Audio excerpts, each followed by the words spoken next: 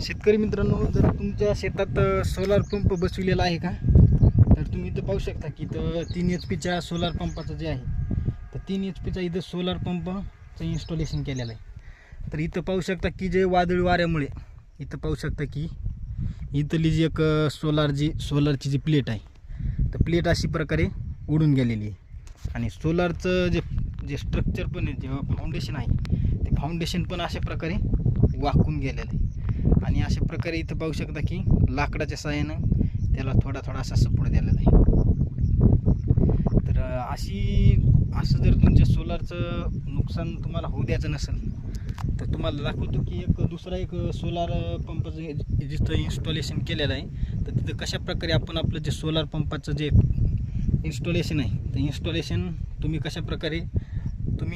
solar पंपाचं जे installation आहे, जे वादळी वाऱ्यामुळे कसल्या